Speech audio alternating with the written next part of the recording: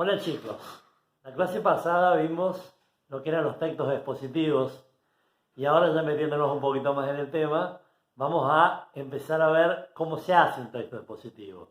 Y lo primero que hay que saber es que para hacer un texto expositivo hay que tener en cuenta que este tipo de textos tienen 4 distintos recursos explicativos o procedimientos explicativos. ¿Qué son los procedimientos explicativos o los recursos explicativos? Bueno, son las estrategias que utiliza el autor para que el lector entienda de una manera más clara lo que se le está buscando explicar. Porque en definitiva, como bien vieron la clase pasada, un texto expositivo lo que busca es explicarle a alguien que no conoce mucho sobre el tema, un tema nuevo o desconocido. Hay 4 tipos de recursos explicativos que son los que hoy voy a tratar de explicarles. El primero de los recursos es la definición. ¿En qué consiste una definición? Bueno, es muy fácil. Uno habitualmente en los diccionarios encuentra definiciones, pero también están en los textos expositivos. Una definición consiste en dar el significado de un determinado término o de un determinado concepto. Ustedes se van a dar cuenta que están frente a una definición porque van a encontrar algunos marcadores lingüísticos, algunas palabritas claves que los pueden ayudar. ¿Y cuáles son esos marcadores lingüísticos?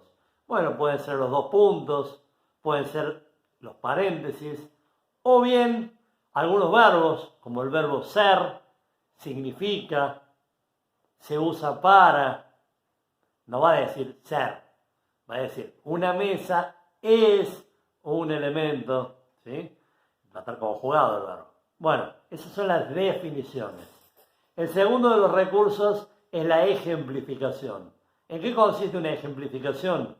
Uno utiliza una ejemplificación cuando coloca un caso concreto para entender algún tema determinado o algún concepto abstracto.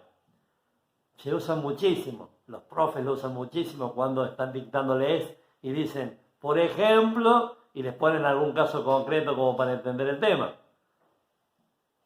Nosotros lo usamos mucho, ustedes en las explicaciones. Por allí le están explicando a algún compañero o a algún amigo cómo es determinado producto o un celular nuevo y para que el otro entienda dicen, por ejemplo, el que tiene Maxi. Bueno, esa utilización de un caso concreto para que se entienda el concepto abstracto se llama ejemplificación.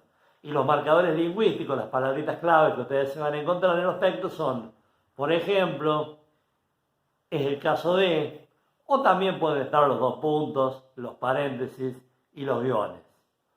El tercero de los recursos se llama paráfrasis, con S, paráfrasis, o reformulación. ¿En qué consiste la paráfrasis? La paráfrasis es decir lo mismo, pero con otras palabras.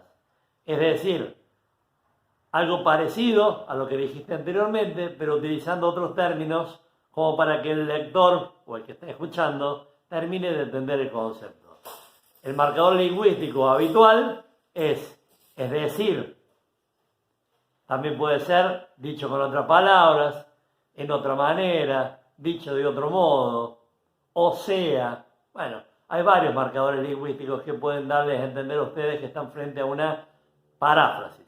Por ejemplo, si yo digo, la Pachamama, es decir, la Madre Tierra, voy a estar utilizando una paráfrasis para que el lector entienda qué es la Pachamama.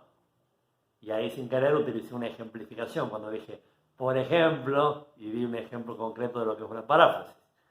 Y el cuarto y último recurso es la analogía. La analogía, chicos, no es otra cosa que una comparación.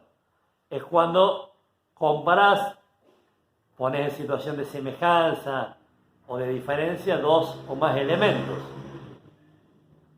¿Y cómo se van a dar cuenta ustedes cuál es el marcador lingüístico, cuál es la palabra que te da a entender que vas a estar frente a una analogía? La palabra que más habitualmente se utiliza es cómo. ¿Puede haber otros marcadores lingüísticos? Sí, puede haber otros marcadores lingüísticos, tal como, igual que, ¿sí? Pero el que más habitualmente van a encontrar es cómo. ¿Para qué sirven estos 4? La definición, la ejemplificación, la paráfrasis y la analogía, para que el lector entienda mejor la explicación. Por eso se los llama procedimientos explicativos.